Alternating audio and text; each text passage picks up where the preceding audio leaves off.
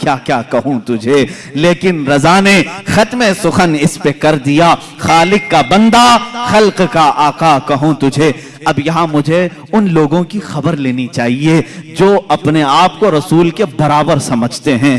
ارے تم پیدا کب ہوئے، آج بڑے کیسے ہوئے، تمہاری زندگی کی سیرت، تمہارا حلیہ سب کو بتاؤ، لوگ کراہت سے بھاگ جائیں گے۔ تم اگر کسی کو پسینہ سنگھاؤ بیوی چھوڑ کر بھاگ جائے، اور تم اپنا لعاب تھوک کہیں ڈالو تو کھانا بے برکت ہو جائے، بلکہ میں کہوں جو کھا لے اس کو زہر چڑھ جائے، اور تم کہتے ہو رسول پاک امتی کے برابر ہو سکتے ہیں۔ نادانو، حضور سے برابری کرنے کی بات کرتے ہو تو ذرا اپنے جسم کو دکھاؤ، کیا تمہارے جسموں پر مکھی اور مچھر نہیں بیٹھتے؟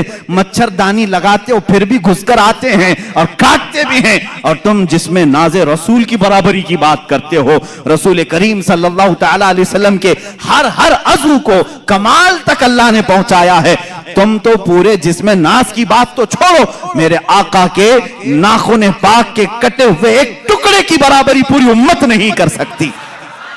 یہ تو حضور پاک کی بات ہے۔ آؤ صحابہ کی بات، میرے آقا صلی اللہ علیہ وسلم فرماتے ہیں میرا صحابی اگر جو کے دانے کے برابر خیرات کر دے، جو کے دانے کے برابر خیرات کر دے، اور پوری امت احد پہاڑ کے برابر سونا خیرات کرے، میرے آقا فرماتے میرے صحابی کی خیرات کے برابر امت کی خیرات نہیں ہو سکتی۔ جب تم صحابی تک نہیں پہنچ سکتے، رسول پاک کی بات کیسے سوچ لیا؟ میرے آقا صلی اللہ تعالیٰ، یہ باتیں ہیں اس لیے مجھے آج کہنی پڑ رہی، اور کہی ہوئی نہیں، کتابوں میں لکھی ہوئی بھی ہیں۔ ذرا دل پر ہاتھ رکھ کر کے سوچو، کیا کبھی امتی عمل کرتے کرتے نبی تک پہنچ سکتا ہے؟ لوگوں نے لکھا ہے، کتابوں میں موجود ہے، امتی عمل کرتے کرتے نبی کے برابر ہو سکتا، کیسے ہو سکتا ہے؟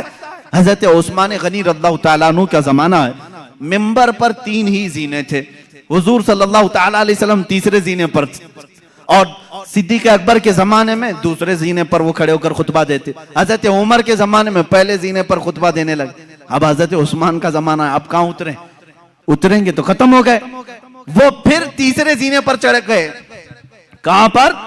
تیسرے پر۔ لوگوں نے بعد میں خطبہ دینے کے بعد حضرت عثمان سے پوچھا صحابی رسول کا عقیدہ کیا ہے؟ صحابہ میں بھی عقیدہ کیا چلتا تھا اس زمانے میں؟ سنو، صحابہ نے پوچھا، حضور صلی اللہ تعالیٰ علیہ وسلم کے بعد حضرت ابوبکر دوسرے پر کھڑے ہو کر خطبہ دیتے تھے، حضرت عمر نیچے پہلے والے زینے پر کھڑے ہو کر خطبہ دیتے تھے، اب آپ کے زمانے میں آپ پھر تیسرے پر کھڑے ہو گئے۔ حضرت عثمان نے کیا پیارا جواب دیا، کہتے ہیں اگر دوسرے پر کھڑا ہوتا تو لوگ یہ سوچ سکتے ابوبکر کی برابری کر رہا ہے، پہلے پر کھڑا ہوتا تو لوگ یہ کہتے کہ عمر کی برابری کر رہا ہے، میں وہاں کھڑا ہو گیا جہاں صحابہ کا تصور ہی نہیں آتا، صحابہ کا تصور ہی نہیں ہوتا کہ کوئی نبی کی برابری کر سکتا ہے، صدیق کی برابری کا کوئی دعویٰ کر سکتا ہے، عمر کی برابری کا دعویٰ کر سکتا ہے،